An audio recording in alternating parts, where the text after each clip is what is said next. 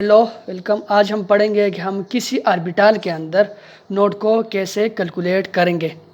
इसके लिए सबसे पहले हम नोड की डिफिनीशन को देखते हैं कि नोड वो place is the place in orbital where the probability of finding electron is minimum almost zero. Node वो प्लेस है ऑर्बिटल के अंदर जहाँ पर इलेक्ट्रॉन के पाए जाने के इम्कानात मिनिमम हो, यानी बिल्कुल ज़ीरो।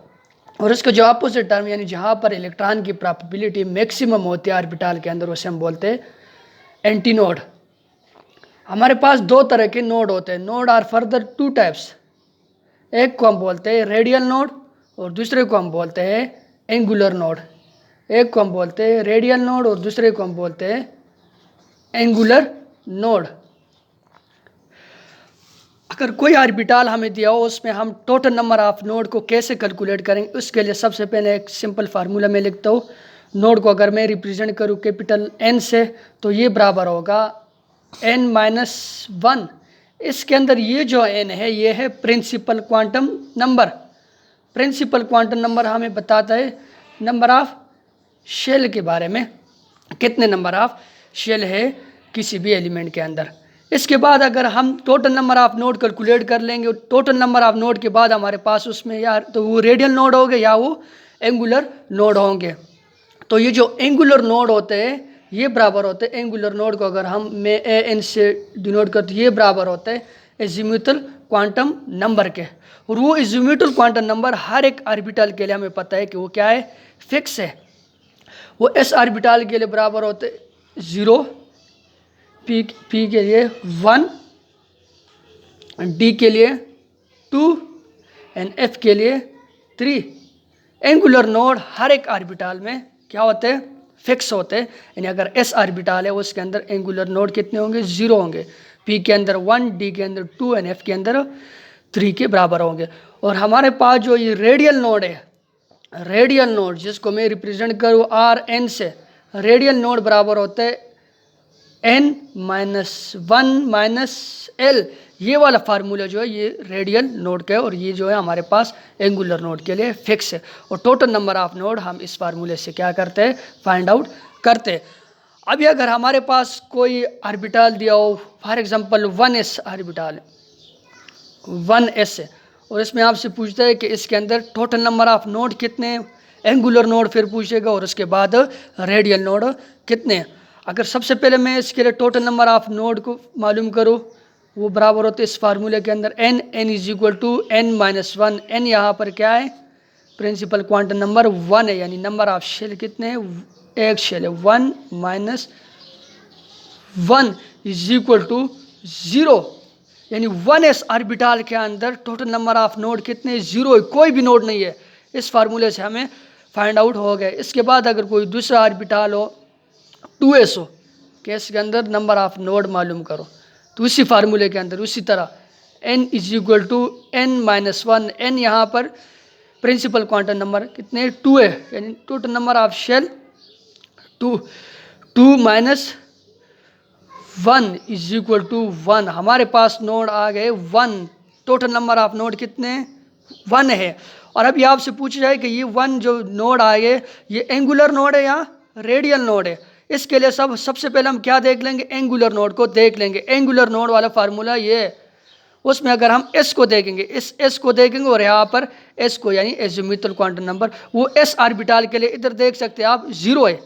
तो ये एस ऑर्बिटल के लिए जब 0 है तो ये वाला जो क्वांटम, ये वाला जो है हमारे पास ये जो नोड है ये कौन सा नोड है, रेडियल नोड ही बन जाएगा। और वो हम फार्मूले में भी अगर हम पुट करें तो उधर से भी फाइंड आउट कर सकते। इस फार्मूले में रेडियल नोड वाले फार्मूले में अगर 2s को हम पुट करें, radial node is equal to n की जगह हम क्या पुट कर लेंगे 2 - 1।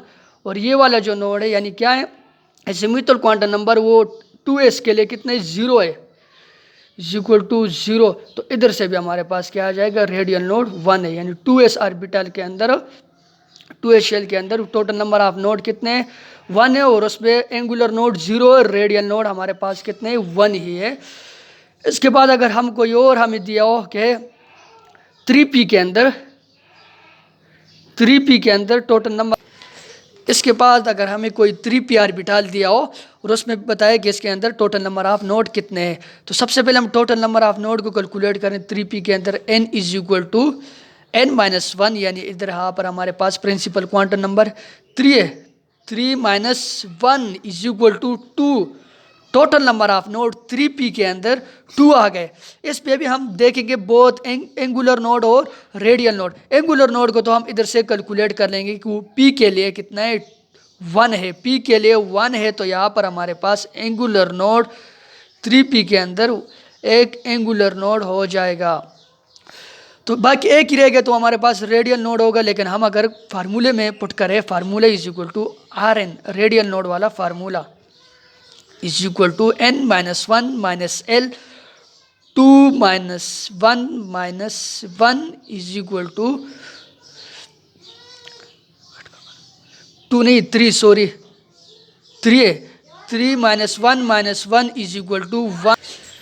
3-1 माइनस 1, और ये हमारे पास रेडियल नोड भी 1 आ गया। टोटल नंबर ऑफ नोड 2 है, और उसके अंदर एक एंगुलर नोड और दूसरा क्या है, रेडियल नोड है। फार्मूले से हमने कैलकुलेट कर लिया।